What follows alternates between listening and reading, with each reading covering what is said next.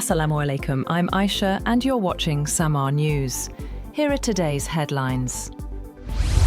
President Donald Trump has warned Republicans they must win the 2026 midterm elections or face the risk of impeachment by Democrats. Speaking at a retreat for House Republicans in Washington, Trump said Democrats would look for a reason to impeach him if his party loses control of Congress. He urged Republicans to stay unified and sell their agenda to voters frustrated by rising living costs, with control of the House and Senate at stake next November.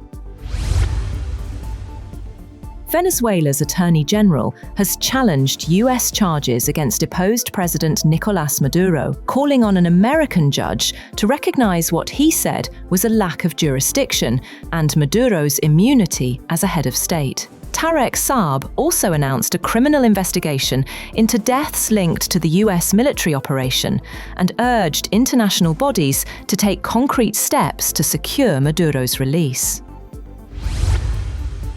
China has criticized US actions in Venezuela, saying no country has the right to act as the world's police or judge. Foreign Ministry spokesperson Mao Ning said nations must respect each other's sovereignty and development choices and abide by international law and the United Nations Charter. She added that major powers should take the lead by exercising restraint as global tensions over Venezuela continue to grow. Venezuela's main opposition leader, Maria Corina Machado, has vowed to return to her country as soon as possible, declaring her movement ready to win a free election after the capture of President Nicolás Maduro by US forces. In an interview, Machado praised US President Donald Trump for toppling Maduro, who has since been jailed in New York on drug and weapons charges. She said Venezuela's political transition should now move forward. "We won an election in 2024 by a landslide under fraudulent conditions," Machado said, adding that in a free and fair vote, the opposition would secure more than 90% of the ballots. Machado, who fled Venezuela in October to receive the Nobel Peace Prize, did not disclose her current location or details of her return plans. She remains wanted for arrest at home, where Socialist Party loyalists continue to control key state institutions. Republican US lawmakers have said that President Donald Trump does not plan to occupy or nation build in Venezuela after attending a briefing by top officials on the administration's policy toward the South American nation. Republican House of Representatives Speaker Mike Johnson of Louisiana told reporters after the classified session with Secretary of State Marco Rubio, Secretary of Defense Pete Hegseth, and other senior officials that there are no US armed forces in Venezuela, and the country is not occupying that country. Protests in Iran's capital continued for the second week, with eyewitness videos showing clashes between demonstrators and security forces at Tehran's Grand Bazaar. Rights groups say at least 25 people have been killed since unrest began over inflation and a collapsing currency. Iran's police chief said forces would deal with what he called the remaining rioters, as authorities balance dialogue with force on the streets. Ukraine's allies are meeting in Paris today, seeking to finalise as much as possible their contributions to future security guarantees to reassure Kyiv in the event of a ceasefire with Russia. Ukrainian President Volodymyr Zelensky will be joined by more than 27 leaders in the French capital, along with senior US negotiators Steve Witkoff and Jared Kushner, as part of broader efforts to put together a common Ukrainian, European and American position that could then be taken to Russia. China has banned the exports of dual-use items to Japan that can be used for military purposes, effectively immediately.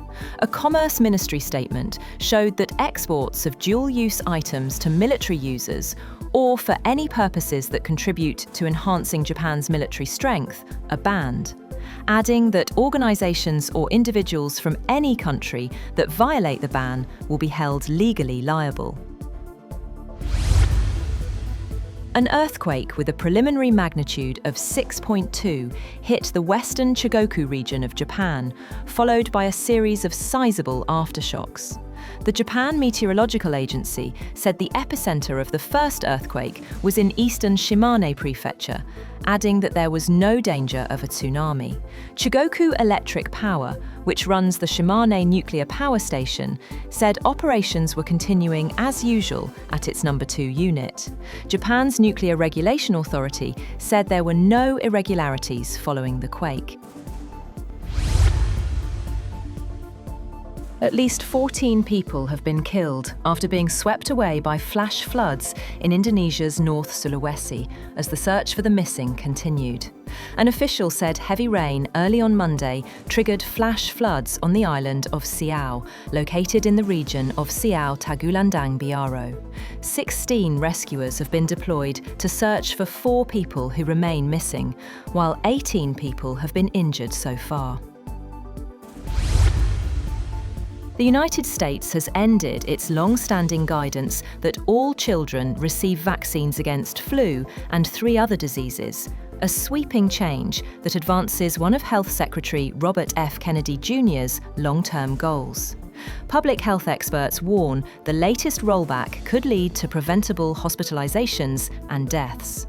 The action removes the recommendation for rotavirus, influenza, meningococcal disease, and hepatitis A, and states that parents should consult healthcare providers under what it calls shared clinical decision-making. And freezing weather has swept across parts of Europe, forcing hundreds of flight cancellations in the Netherlands and crippling travel at Amsterdam's Schiphol airport. More than 400 flights were grounded as snow and ice disrupted operations, while all domestic rail services were briefly suspended after an IT failure. Passengers are facing long delays as forecasters warn another winter storm could hit later this week. That's all for now. For more updates, visit www.samaa.tv. Thank you for watching Samaa News.